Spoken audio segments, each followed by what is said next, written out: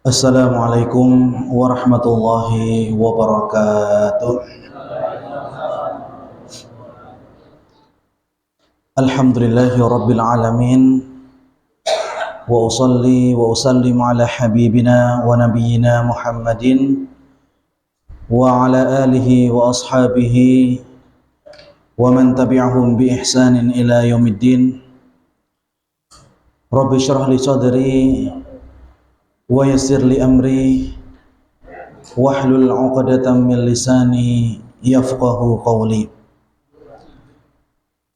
Allahumma la sahla illa ma ja'altahu sahla wa anta taj'alul hazna idza syi'ta sahla.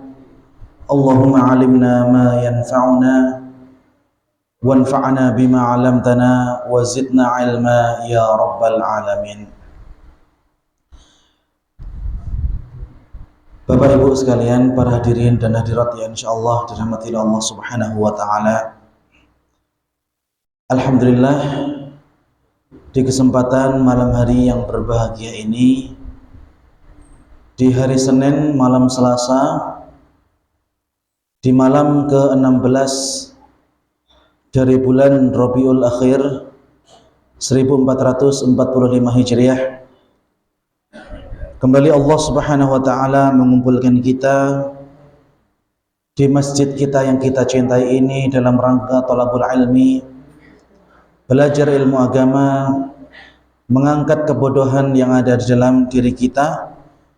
Mudah-mudahan Bapak Ibu yang dirahmati Allah, apa yang kita lakukan pada kesempatan malam hari ini bernilai pahala yang berlipat ganda di sisi Allah Subhanahu wa taala. Amin amin ya rabbal alamin. Bapak Ibu yang dirahmati Allah Subhanahu wa taala, malam hari ini merupakan malam terakhir ya dari pertemuan kita sebelum kita liburan, atau lebih tepatnya sebelum kami meninggalkan Indonesia, karena besok malam pada Isya ya kami sudah harus ke Surabaya dalam rangka nitip nih bojo, Pak. Ya, karena sekarang saya sudah punya istri ya, jadi sebelum saya tinggal ke Singapura, sebelum saya tinggal ke Madinah, nanti saya titipkan dulu Moro Sepah. Dan Moro Sepah kula saniki wonten teng Surabaya ya. Kemudian tanggal 3 insya Allah kami akan ke Singapura, dan tanggal 8 akan lanjut ke Jeddah ya untuk melaksanakan ibadah umrah sekaligus membimbing kaum muslimin yang akan berangkat dari negara tetangga kita yang ada di Singapura. Muncul pertanyaan, Ustadz, nanti kalau pulang kami perlu datang nggak Ustadz untuk Pak biasanya Pak jagung apa? Jagung umrah.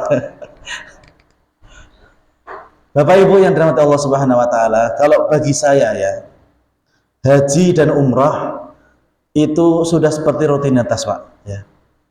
Karena kami selama 6 tahun di Tanah Suci setiap tahun haji ya.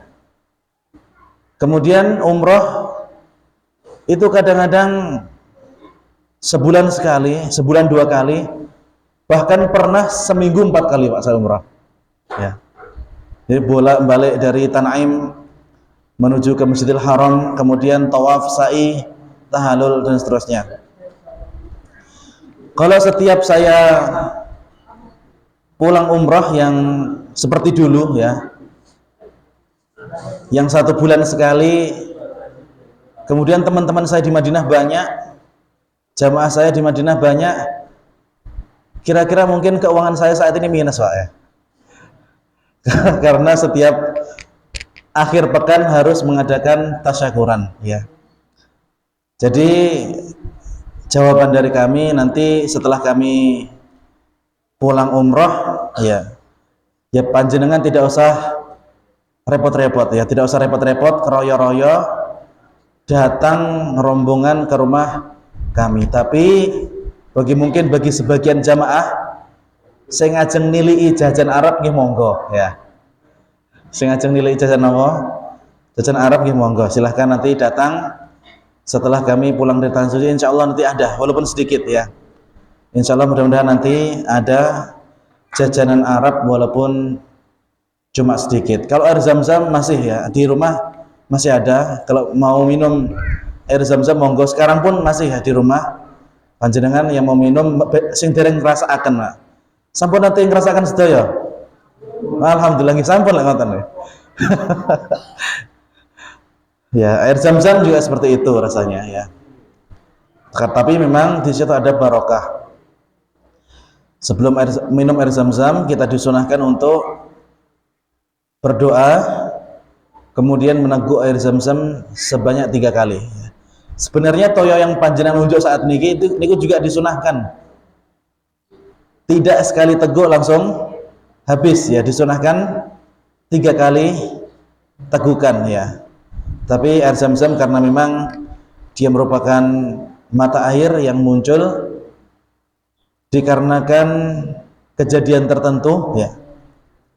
Pada saat Nabi Ismail masih kecil, kemudian oleh Nabi Ibrahim ditinggal di Jazirah Arab di kota Mekah, maka pada waktu itu muncullah sebuah keajaiban.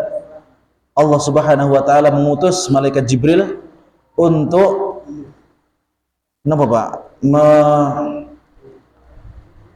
menggali ya sebuah sumur di sekitar atau di samping Ka'bah oleh sayap dari malaikat Jibril, yang akhirnya pada waktu itu muncullah air dan dikatakan oleh ibunda Nabi Ismail alaihissalam, Zam-zam ya, berkumpullah ya. Dan juga insya Allah nanti di Tanah Suci kami akan doakan Bapak Ibu, semoga Bapak Ibu senantiasa diberikan kesehatan terus oleh Allah Subhanahu wa taala.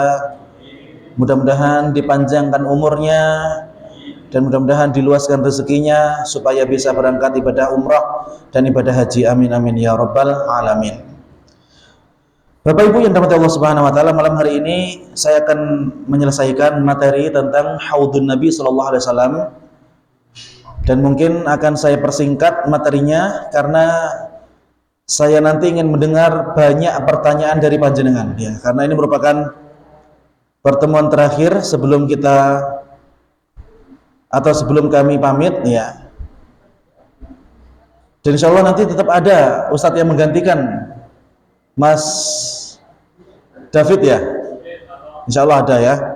Jadi tetap ada pengawasan hari Senin malam Selasa di masjid kita. Maka nanti tetap ya panjenengan semangat untuk hadir di pekan depan walaupun bukan kami yang membawakan materi. Bapak Ibu yang dirahmati Allah Subhanahu wa taala, di pekan kemarin kita sudah menjelaskan sedikit penjelasan tentang khaudu Rasulullah sallallahu alaihi wasallam. Telaga Rasulullah sallallahu alaihi wasallam yang ada di padang mahsyar ya. Pada waktu itu di saat matahari didekatkan di atas kepala manusia sejauh 1 mil ataupun dalam riwayat yang lain 2 mil, maka semua manusia merasakan rasa dahaga yang sangat luar biasa. Bahkan seakan-akan tenggorokan itu mau terputus ya, karena saking hausnya pada waktu itu. Dan Allah Subhanahu wa taala yang memiliki sifat Ar-Rahman Ar-Rahim akan memberikan kemudahan bagi setiap orang-orang yang beriman. Orang yang beriman kepada Allah Subhanahu wa taala dan mereka yang beramal soleh selama di dunia, maka tidak mungkin Allah Subhanahu wa taala menyia-nyiakan amal mereka. Ini Bapak Ibu yang harus panjenengan jadikan pegangan. Allah Subhanahu wa ta'ala tidak akan mungkin menyia-nyiakan hambanya yang soleh dan soleha.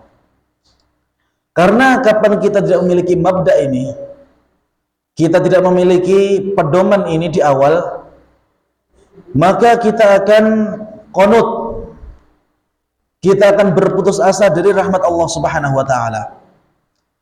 Padahal dulu sudah pernah kita jelaskan, saat ruh berpisah dengan jasad, akan dikatakan kepada orang-orang yang beriman, wala takhafu wala tahzanu wa abshiru bil jannati allati kuntum tu'adun. Janganlah kalian bersedih, janganlah kalian takut, dan bergembiralah terhadap surga Allah Subhanahu wa ta'ala yang disiapkan untuk kalian.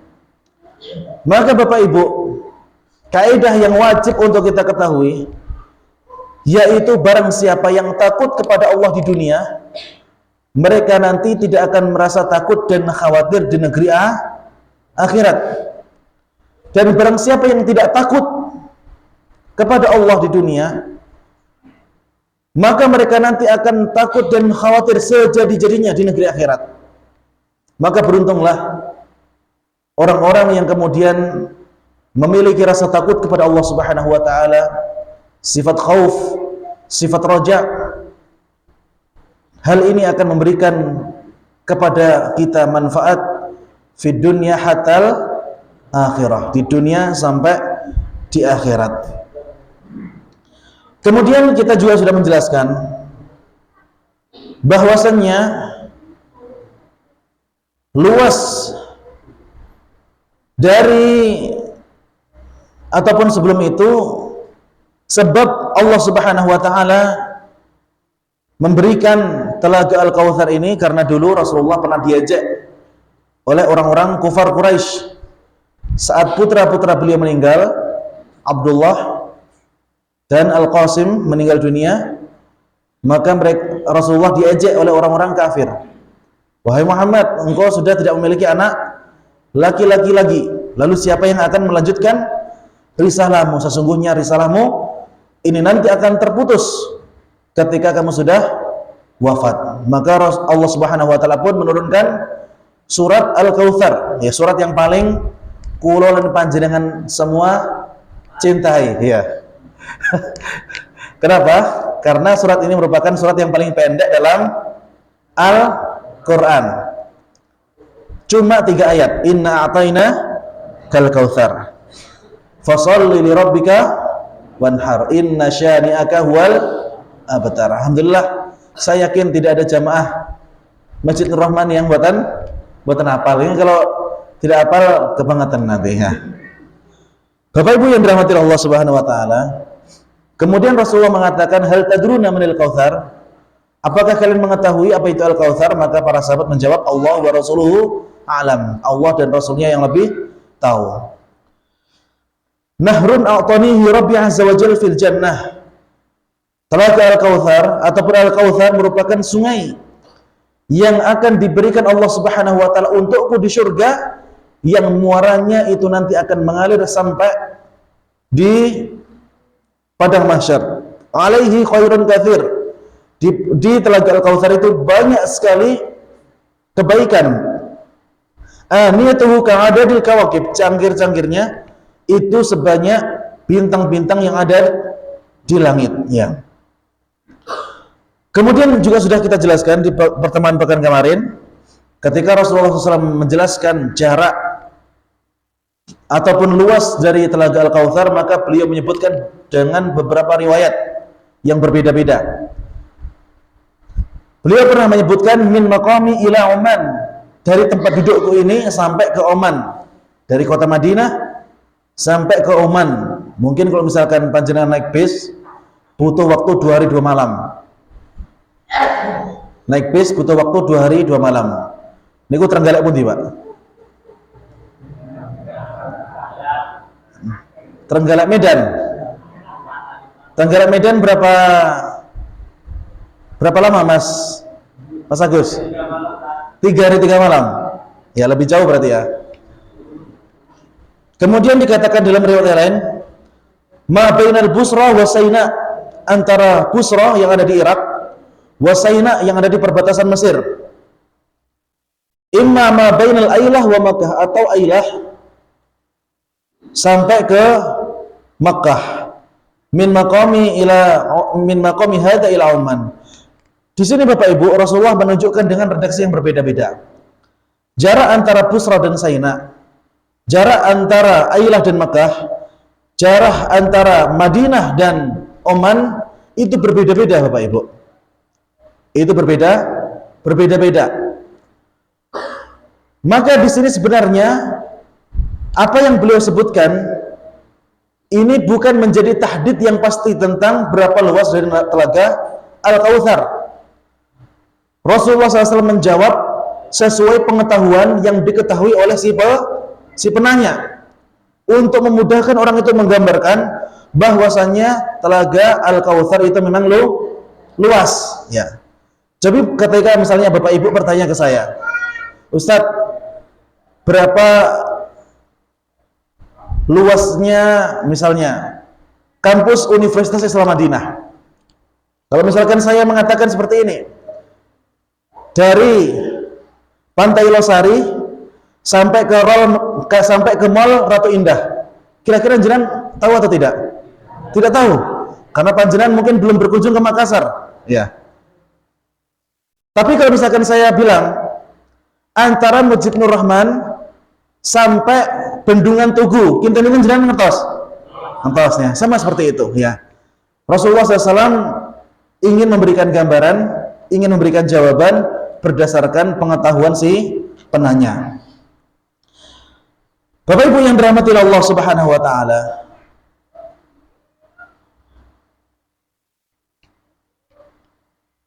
Rasulullah SAW juga pernah bersabda, haudi masiratu syahrin, ya, luas ataupun lebar diameter dari haudku masiratu sahrin. Ketika panjenengan naik onta itu membutuhkan waktu selama 1 bulan. Wa zawayaha kada sawa. Kemudian dari ujung satu ke ujung yang lainnya itu seakan-akan hampir-hampir sama. Wa aqwabuhu ka'adadin nujumis sama. Kemudian cangkir-cangkirnya itu sebanyak bintang-bintang yang ada di langit. Ma'uhu abyadu minathalj. Airnya itu lebih putih daripada salju. Wa ahla minal asal. Dan lebih manis daripada madu. Wa atyabu minal misk. Dan aromanya itu lebih harum dibandingkan dengan kasturi.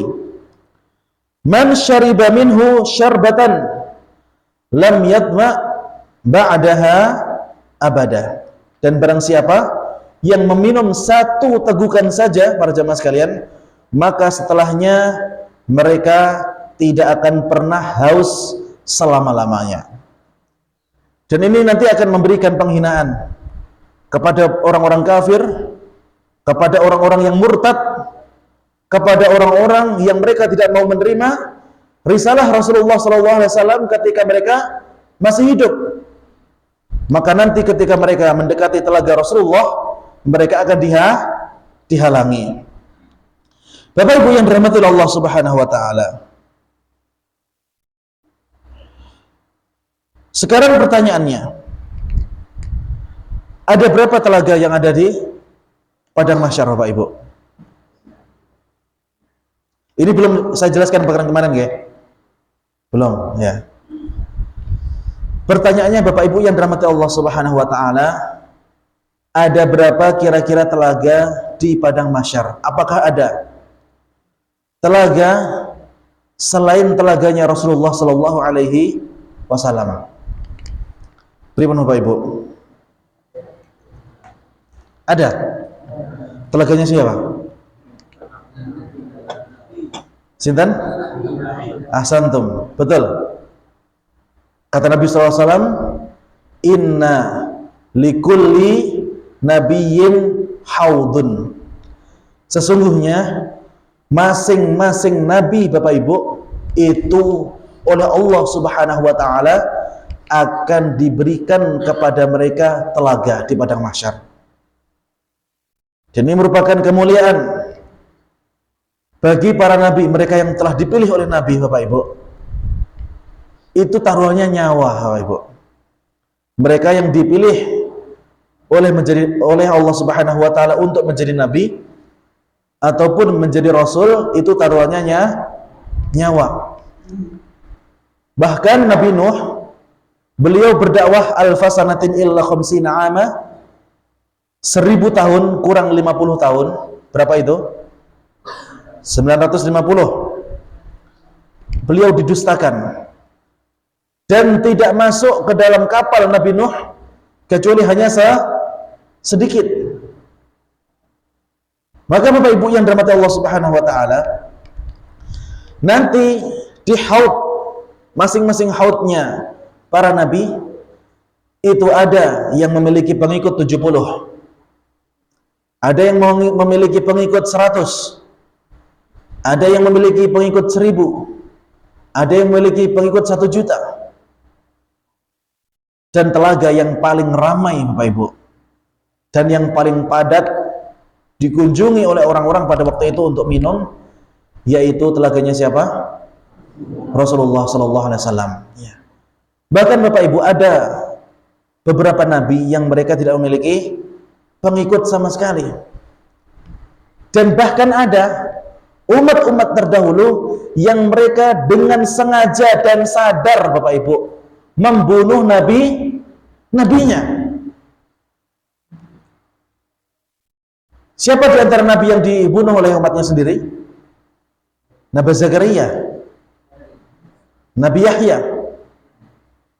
Bahkan ketika Allah Subhanahu wa taala memberikan mukjizat kepada Nabi Yahya untuk bisa berkamuflase ke dalam pohon.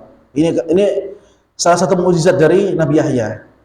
Untuk bisa kabur dari kaumnya, maka beliau oleh Allah Subhanahu wa taala diizinkan untuk bisa masuk ke dalam pohon. Cuma untuk bisa delik, Bapak Ibu. Karena dikejar-kejar mau dibunuh oleh Bani Israel, ya. Kemudian Bapak Ibu yang dirahmati Allah Subhanahu wa taala, ketika Bani Israel mengetahui bahwasanya Nabi Yahya bersembunyi di dalam pohon, apa yang mereka lakukan? Digeraji. Sampai akhirnya keluar darah dari pohon tersebut. Kemudian setelah pohon tersebut tumbang, di dalamnya ada jenazah dari Nabi Yahya alaihissalam. Ya. Nabi Zakaria pun juga seperti itu. Kemudian Nabi Zakaria, ketika beliau menjadi nabi, beliau memiliki tugas. Selain berdakwah di tengah-tengah umatnya, beliau juga memiliki tugas untuk menjaga salah satu wanita yang sangat suci pada waktu itu. Namanya siapa? Maryam. Dan dari rahim Maryam ini kemudian lahir seorang nabi yang tidak memiliki bapak. Siapa itu? Nabi Isa. Dan Nabi Isa pun, Bapak Ibu, oleh kaumnya juga akan dibunuh. Seandainya Allah Subhanahu wa taala tidak mengangkat Nabi Isa ke atas langit, maka beliau sudah dibunuh, sudah disalib di atas papan salib. Akan tapi kemudian Allah Subhanahu wa taala menyelamatkan Nabi Isa dan membuat wajah dari salah satu pengkhianat Nabi Isa itu diserupakan wajahnya. Dan hal itu Allah Subhanahu wa taala abadikan dalam Al-Qur'an. Wa ma qataluhu wa ma salabuhu walakin syubbiha lahum.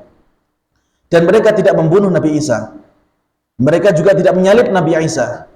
Akan tapi pengkhianat itulah yang kemudian dirubah wajahnya persis seperti Nabi Isa. Kemudian Nabi Isa oleh Allah Subhanahu wa taala diangkat ke atas langit. Dan kisahnya sudah kita jelaskan secara detail waktu kita membahas tentang turunnya Nabi Isa alaihissalam, yang nanti di akhir zaman beliau memiliki tugas terakhir, yaitu untuk membunuh Dajjal, ya.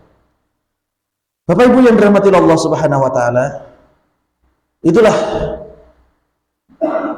gambaran telaga yang dimiliki oleh Rasulullah SAW dan juga para nabi dan juga para rasul. Sekarang pertanyaannya, berapa jumlah nabi dan berapa jumlah rasul secara keseluruhan?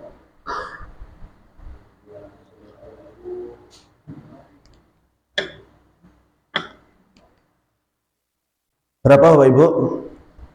Nah, ini enggak mencatat ya. Tip. Saya akan sebutkan lagi, silakan dicatat yang bawa catatannya. Jumlah para nabi itu ada banyak Bapak Ibu. Para rasul juga banyak. Dan jumlah rasul itu sudah pasti lebih sedikit daripada jumlah para nabi. Jumlah para nabi seluruhnya Bapak Ibu yang pernah Allah Subhanahu wa taala utus itu adalah mi'atu alfin arba'a wa ishrina alfan. Mi'atu alfin arba'a wa ishrina alfan. 124.000 nabi. Sedangkan jumlah rasul adalah 315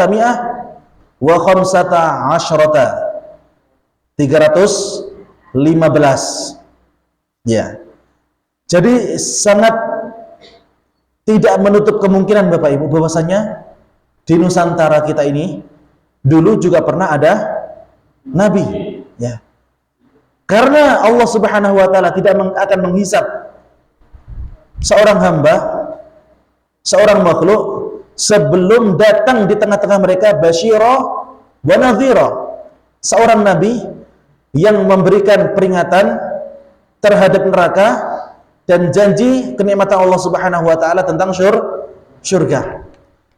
Maka di sini Allah Subhanahu wa taala Bapak Ibu tidak akan mengazab seorang hamba yang sama sekali di dalam hidupnya belum mengetahui syariat agama Allah Subhanahu wa taala. Dan ini merupakan jawaban bagi yang bertanya, Ustaz, bagi mereka yang tinggal di tengah hutan, Ustaz, jangankan sholat, jangankan syariat, katoan aja boten gitu. Ada yang seperti itu nggih? Ya, mungkin di tengah-tengah Afrika atau mungkin di tengah-tengah Papua masih ada. Iya. Jika mereka Bapak Ibu memang benar-benar belum datang dakwah di tengah-tengah mereka, maka nanti di akhirat mereka akan diuji oleh Allah Subhanahu wa taala. Jika mereka bisa lolos dari ujian tersebut, maka mereka akan masuk ke dalam surga. Dan jika mereka tidak lolos, mereka akan masuk ke dalam neraka. Wal'ayatubillah. Ya, makanya ini merupakan bentuk dari keadilan dari Allah Subhanahu wa taala. Allah tidak akan menghukum seorang hamba kecuali hamba tersebut diuji terlebih dahulu. Dan dunia ini merupakan tempat ujian bagi kita. Lek wong galek, Pak, kok mboten sholat, kemudian beralasan, ya Allah dulu saya tidak tahu kalau sholat itu wajib. Kinten-kinten dipun tampi nang mboten alasanipun. Ya, itu alasan orang-orang yang lintuh misalnya. Lintuh untuk belajar, itu termasuk Bapak Ibu. Nanti juga akan ditanya, kenapa kamu tidak sholat? Saya tidak tahu kalau sholat itu wajib, padahal di lingkungannya itu semuanya muslim. Nanti akan ditanya, kenapa kamu nggak tanya kepada tetanggamu, di sekeliling kamu ada kiai nggak, ada ustadz nggak, ada seorang muslim nggak, kenapa kamu nggak bertanya? Nanti akan ditanya seperti itu bagi orang-orang yang kemudian mereka masih seringkal, dan tidak ada orang yang bisa seringkal ketika sudah ditanya oleh Allah Subhanahu wa ta'ala. Bapak Ibu yang dirahmati Allah Subhanahu wa ta'ala, nanti akan ada beberapa orang yang akan ditolak untuk bisa mendekat ke telaga para nabi dan juga telaga Rasulullah SAW. Di antaranya yang pertama, yaitu mereka golongan orang-orang musyrik, orang-orang kafir dan orang-orang munafik. Mereka yang ketika para nabi dan para rasul itu diutus, kemudian mereka mendustakan nabi dan rasul itu, maka sudah pasti mereka kemudian tidak bisa meminum air dari telaga para nabi ini. Kemudian golongan yang kedua, yaitu al-murtadin Bapak Ibu. Siapa itu? Yaitu orang yang keluar dari agama Islam. Karena dulu problematika yang dihadapi oleh khalifah pertama yang bernama siapa? Abu Bakar As-Siddiq. Beliau 2 tahun itu habis untuk memerangi orang-orang yang murtad. Karena mereka mengira bahwasanya masuk ke dalam agama Islam itu hanya sampai ketika Rasulullah masih hidup, dan sepeninggal beliau Mereka anggap bahwasanya wes tidak perlu menjalankan syariat agama Islam lagi. Maka oleh Abu Bakar As-Siddiq mereka pun diperangi. Mereka ditawarkan kalau tidak mau masuk Islam maka mereka akan diperangi oleh Abu Bakar As-Siddiq. Kemudian golongan yang ketiga, yaitu mereka orang-orang yang mengaku sebagai muslim, akan tapi mereka merusak agama Islam dari dalam. Ya. Mereka memunculkan sebuah syubhat. Mereka memunculkan sebuah fitnah. Sudah jelas-jelas Bapak Ibu, salat niku wajib. Kemudian ada orang yang buh piye carane bisa membuat supaya kaum muslimin memiliki keyakinan bahwasanya salat itu buatan wajib. Ya, ini termasuk nanti akan dihalangi untuk minum dari telaga Rasulullah Shallallahu Alaihi Wasallam. Adapun orang-orang yang melakukan dosa Bapak Ibu, ini nanti masih akan ada toleransi.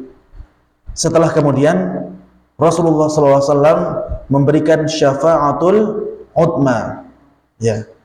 Dan bab tentang syafaatul udma ini nanti insyaallah akan kita bahas setelah kami pulang dari Madinah, di mana di situ Rasulullah SAW itu akan bersujud dengan sujud yang sangat lama di bawah arsy Allah Subhanahu Wa Taala.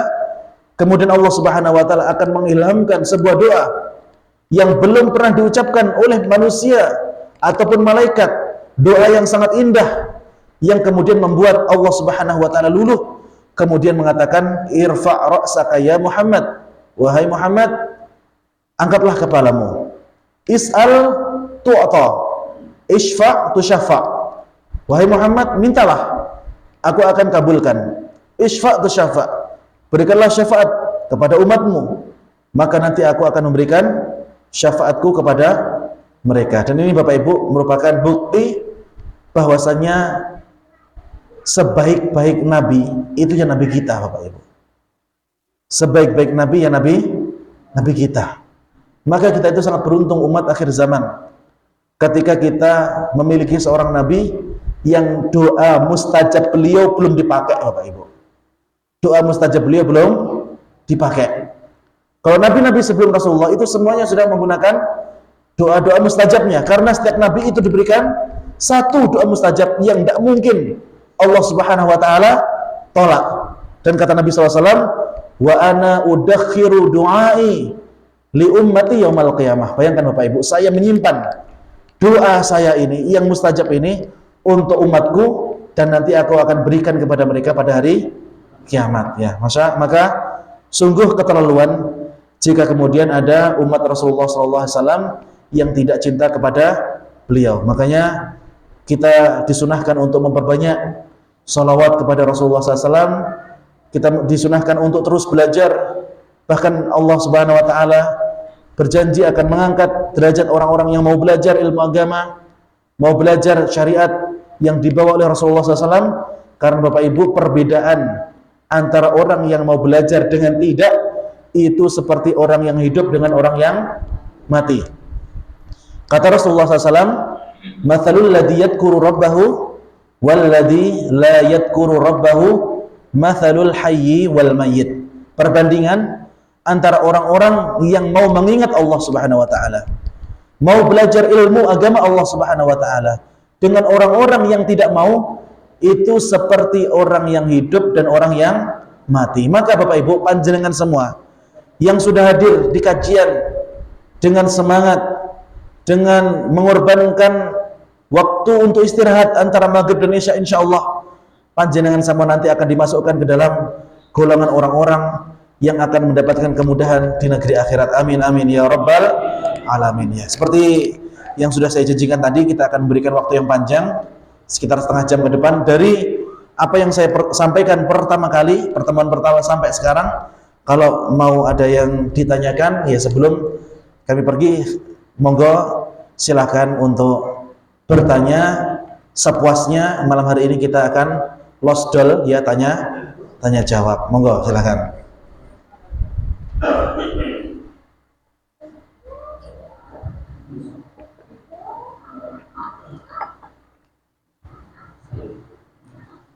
Assalamualaikum Ustaz. Waalaikumsalam. Ini pertanyaan saya ini agak menyimpang dari pembahasan, karena di dalam masyarakat ini kadang-kadang ini memang banyak dilakukan, tapi ada yang menganggap bahwa pertanyaan saya itu mungkin salah. Pertanyaan saya, di dalam kehidupan ini ada yang telah meninggal. Jika meninggal itu biasanya orang-orang mengucapkan semoga husnul khotimah. Ucapan husnul khotimah itu apa sudah benar dilakukan pada waktu orang meninggal atau masih hidup? Ada orang yang mengatakan bahwa ucapan husnul khotimah itu diucapkan pada waktu masih hidup. Terima kasih. Ya. Taib. Apa itu artinya husnul khotimah, Pak? Akhir yang baik. Sekarang panjenengan masih hidup. Kemudian saya mengucapkan semoga panjenengan semua husnul khotimah. Kira-kira apa yang akan diucapkan? Amin. Ketika panjenengan didoakan seperti itu, senang atau tidak? Senang. Mayit Bapak Ibu, kita itu tidak mengetahui apa yang Allah Subhanahu wa taala siapkan baginya. Ada sebuah kisah, saya ingin bercerita. Dulu di negeri Irak, Pak, itu ada salah satu penduduk Irak yang dia itu menghabiskan semua uangnya untuk membeli minuman keras. Dia menghabiskan semua uangnya untuk membeli minuman keras. Kira-kira kalau misalkan orang menghabiskan duitnya untuk membeli minuman keras, itu apa yang biasa dia lakukan? Omben ya. Bapak Ibu yang dirahmati Allah Subhanahu wa taala. Ketika orang tersebut meninggal dunia, maka khalifah pada waktu itu bermimpi, Bapak Ibu.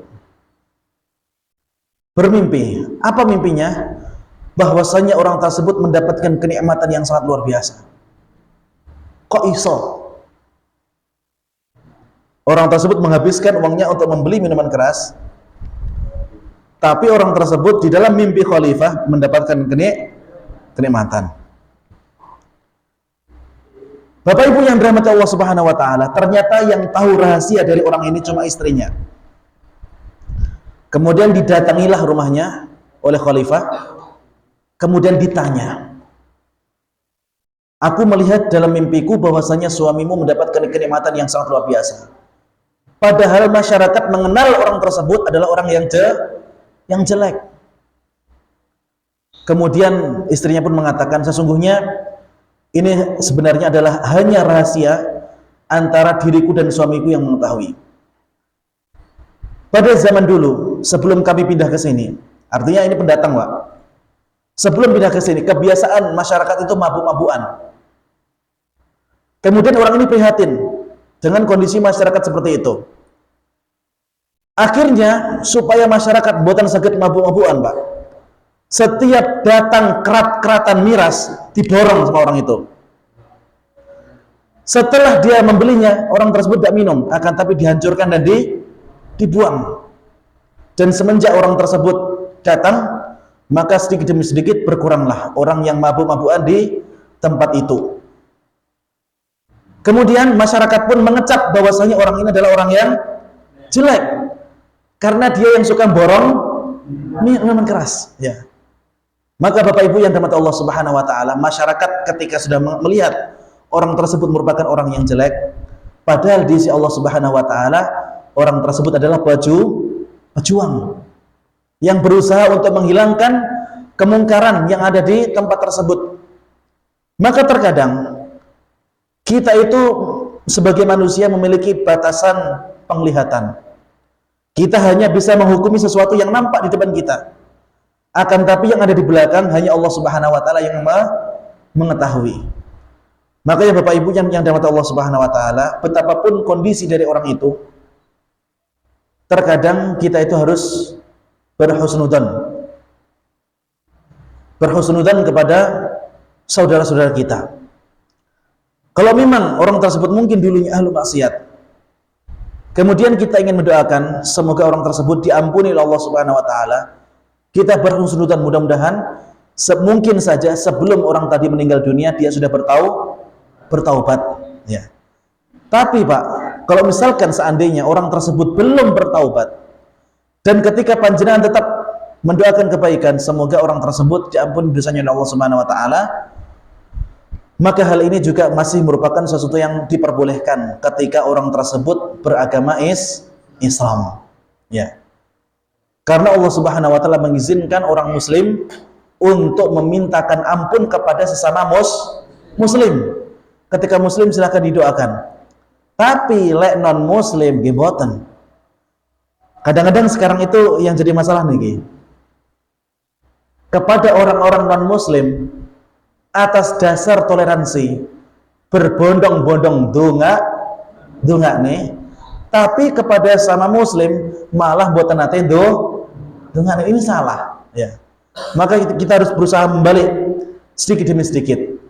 Karena dulu ketika Rasulullah itu berusaha untuk mendoakan pamannya, maka beliau dilarang oleh Allah Subhanahu wa taala. Padahal paman Nabi ini mendukung dakwah beliau, bahkan salah satu pembesar Quraisy yang melindungi dakwah Rasulullah adalah Abu Thalib. Akan tapi ketika Abu Thalib meninggal dunia, beliau tetap belum mau masuk ke dalam agama Islam. Makanya di situ Allah Subhanahu wa taala melarang Rasulullah SAW untuk mendoakan pamannya. Kemudian Allah Subhanahu wa taala menurunkan sebuah ayat, innaka lan tahdi man ahbabta walakinallaha yahdi man yasha. Ya. Sesungguhnya Allah Subhanahu wa taala tidak pasti memberikan hidayah kepada orang yang kau cintai wahai Muhammad, akan tapi Allah Subhanahu wa taala Maha mampu untuk memberikan hidayah kepada kepada siapa saja yang akan dikehendaki. Maka Bapak Ibu, Nabi saja tidak bisa mendakwai pamannya untuk masuk ke dalam agama Islam. Nabi Nuh tidak bisa mendakwai anaknya untuk bisa masuk ke dalam agama Islam. Kemudian Nabi siapa lagi? Nabi Lut tidak bisa mendakwai istrinya untuk masuk ke dalam agama Islam. Maka ketika seorang nabi tidak bisa mendakwai keluarganya untuk bisa masuk ke dalam agama Islam, maka kita mimbabil aula, kita ketika merasa berat untuk mendakwai mungkin saudara-saudara kita, paman kita, tante kita yang mungkin sulit untuk didakwai, bersabar Bapak Ibu ya.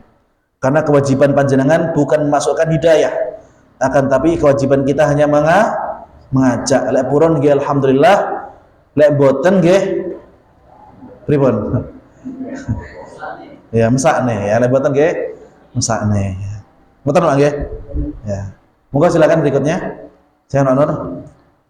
Ya tadi jumlah nabi sebanyak 124.000, sementara Rasul jumlahnya 315 ya.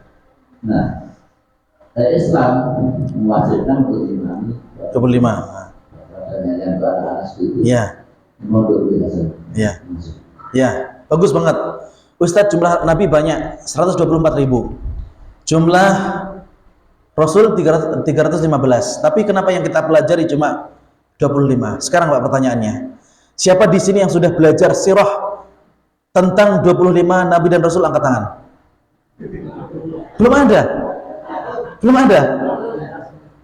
Sirah secara lengkap, detail tentang 25 nabi dan rasul tadi ada? Belum. Kalau 25 saja belum sempat untuk pelajari, apalagi 124.000 ya. Ya. Jadi itu ya. Allah Subhanahu wa taala Maha tahu apa yang bermanfaat bagi kita. Dalam Al-Qur'an Allah Subhanahu wa taala berfirman, "Wa rusulan qad qasasnahum 'alaika min qabl wa rusulan lam naqsushum 'alaik wa kallamallahu Musa taklima." Dan rasul-rasul yang telah kami jelaskan kepada kalian dan rasul-rasul yang belum kami jelaskan kepada kalian. Artinya apa Bapak Ibu?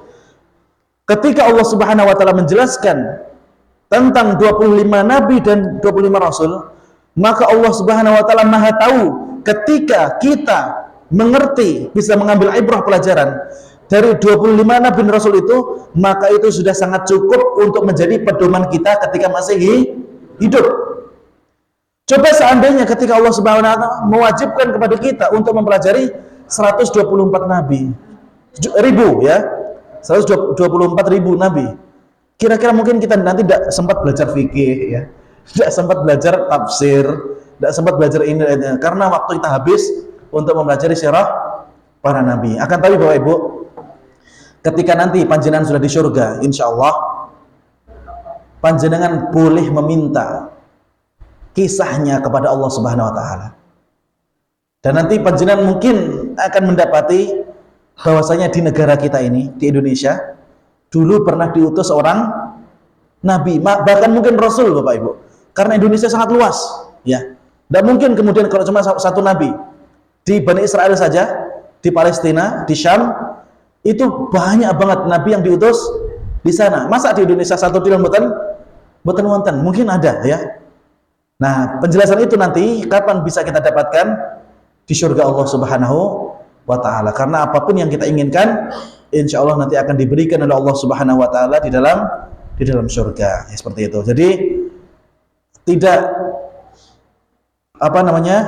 ketika Allah tidak menjelaskan hal itu semua kepada kita, bukan berarti hal itu tidak ada, akan tapi Allah melihat ibrah ataupun faedah dari menjelaskan 124 nabi, ribu nabi tadi, ini tidak membawa manfaat bagi orang-orang Islam. Dan Allah paling tahu apa yang bermanfaat bagi kita, dan Allah Subhanahu wa taala tahu bahwasanya ketika kita memahami kisah dari 25 nabi dan rasul tadi, itu insya Allah sudah cukup menjadi pegangan kita ketika kita masih hidup, seperti itu. Matan Pak Nur ya? Ya. Silakan, monggo. Ya, silakan.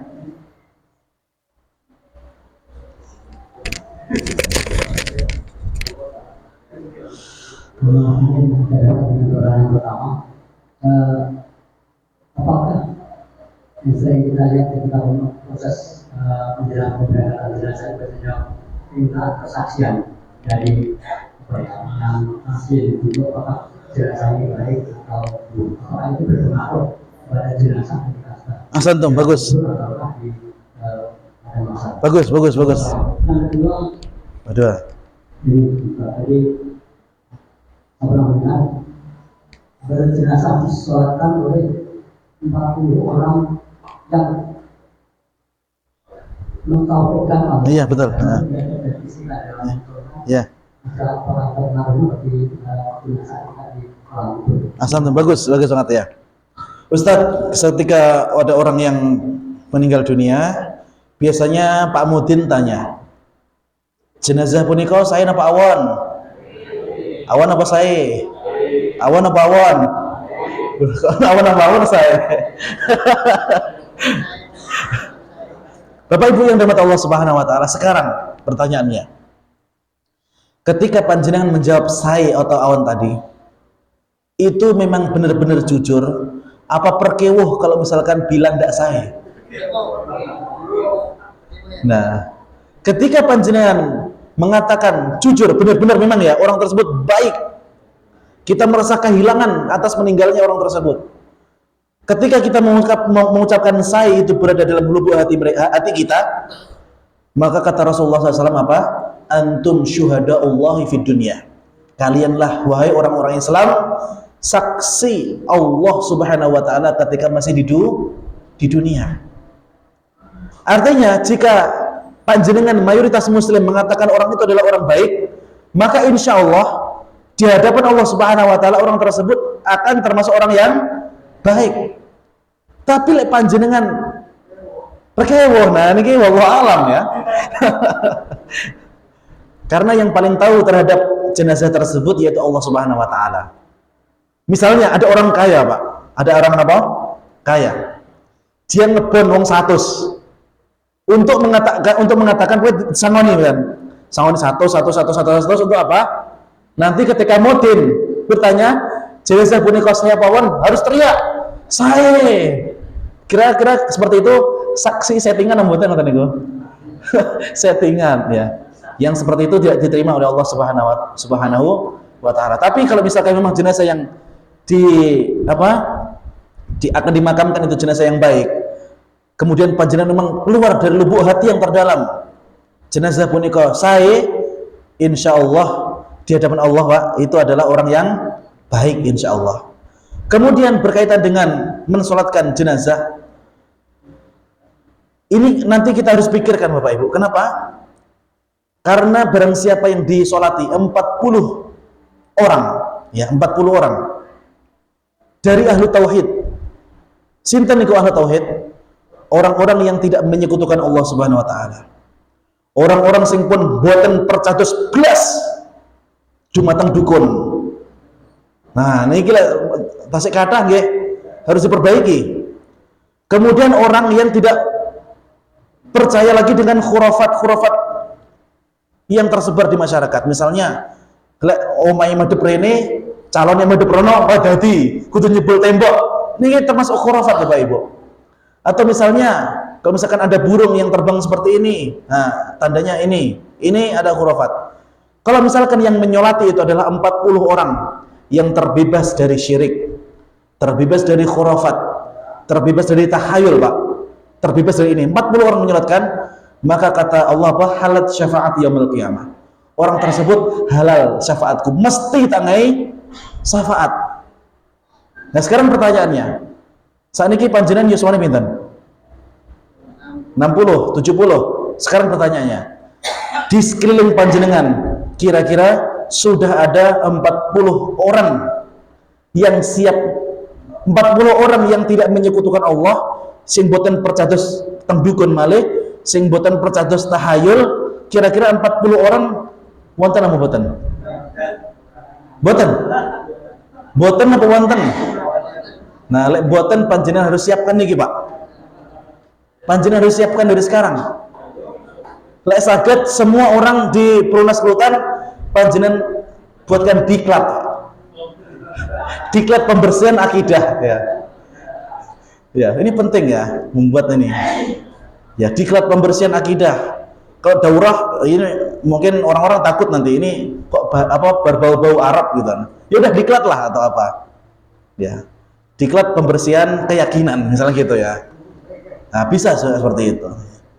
Maka kalau misalkan ada 40 orang dari orang yang tidak menyekutukan Allah, yang tidak percaya dukun, tidak percaya tahayul, tidak percaya khurafat, maka insya Allah Allah Subhanahu wa taala akan memberikan syafaat bagi orang tersebut seperti itu ya.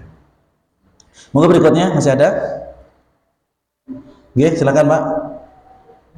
Tadi disampaikan tentang jumlah nabi dan jumlah rasul. Yang perlu kami tanyakan apakah ada untuk jumlah wali, Pak? Wali. Jumlah wali. Itu yang pertama. Yang kedua, kalau wali itu apakah sama dengan nabi atau rasul? Ya. Langsung masuk ke surga? Ya, bagus. Ya. Terima kasih. Dalam Al-Quran Allah Subhanahu wa taala berfirman, inna waliyallahu alladhina amanu wa amilus shalihat. Sesungguhnya wali-wali Allah itu adalah orang-orang yang beriman dan beramal soleh.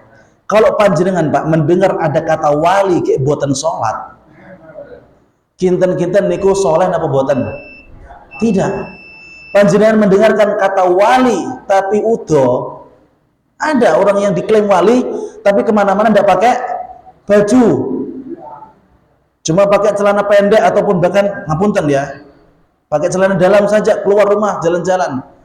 Apakah masuk akal ini kemudian dikatakan sebagai seorang wali? Maka Bapak Ibu yang dirahmati Allah Subhanahu wa taala, ketika panjenengan ingin melihat apakah orang tersebut wali atau bukan, di situ ada ciri-cirinya, Pak. Di antara ciri-cirinya yaitu seorang wali dia akan beramal soleh jor-joran.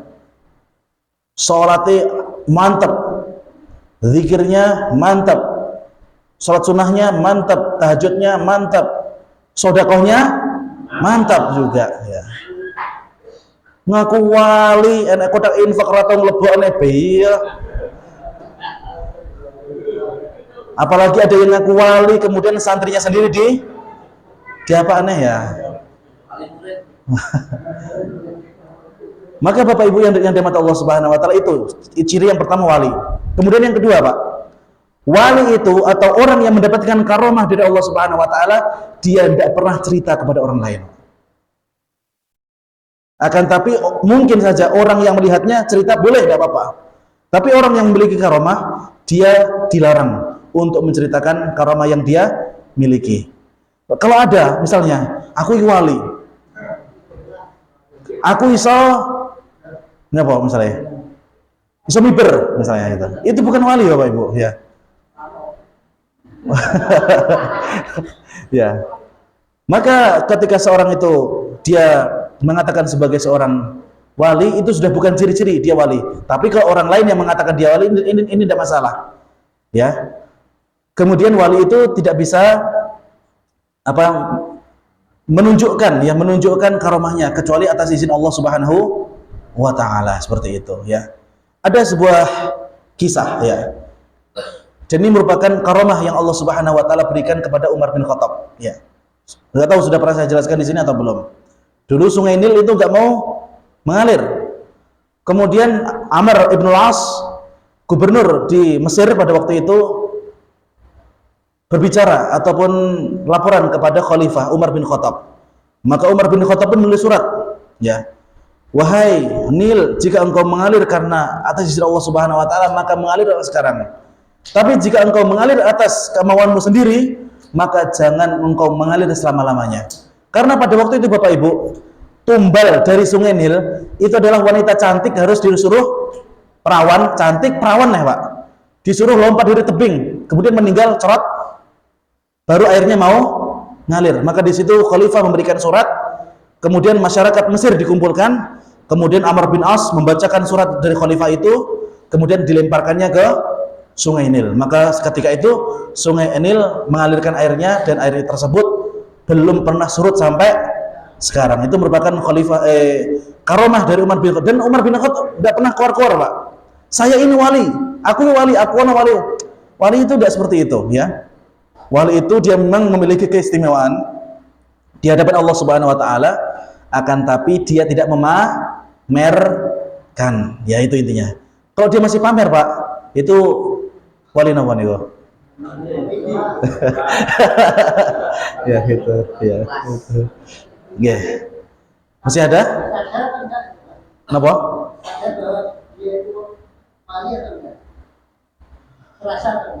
Wallahu alam. Ya dia sadar apa enggak? Karena ya itu ya, ketika dia menjadi, sebenarnya orang yang soleh itu malah dia itu merasa masih belum soleh Pak. Orang yang sudah merasa soleh itu malah perlu dipertanyakan. Seperti saya misalnya ya, saya belajar di Jogja, belajar di Makassar, belajar di Timur Tengah. Semakin saya belajar, saya itu nggak merasa, boh, aku loh wong sanggale, aku loh wong sing paling pinter sanggale. Mergane sekolahku yang di Madinah. Saya tidak merasa seperti itu. Saya malah merasa semakin saya belajar, ilmu saya semakin sedikit. Saya merasa masih banyak samudra ilmu yang harus saya gali lagi. Dan itu yang membuat kita itu berprogres, kita itu yang membuat kita bertumbuh. Kalau orang merasa, bah ilmuku sakeh misalnya, ya ngalamat nih Pak. Nah sama seperti wali. Dia ketika oleh Allah Subhanahu wa taala diberikan karomah, maka dia merasa bahwasanya dirinya itu belum pantas sebenarnya untuk mendapatkan karomah itu. Dan dulu ada salah satu tabi'in yang mendapatkan karomah Pak. Lek dongo mesti dikabulnya Pak. Namanya Uwais Al-Qarni. Sampai-sampai Uwais Al-Qarni ini kemudian dicari-cari oleh Umar bin Khattab. Dicari-cari, mana itu Uwais Al-Qarni? Ternyata penduduknya itu tidak kenal sama Uwais Al-Qarni ini. Dan penduduknya itu cuma kenal bahwasanya ini adalah salah seorang penggembala kambing, buruh Pak. Tapi ketika dia berdoa, doanya apa mustajab. Maka di situ Umar bin Khattab memeluknya, kemudian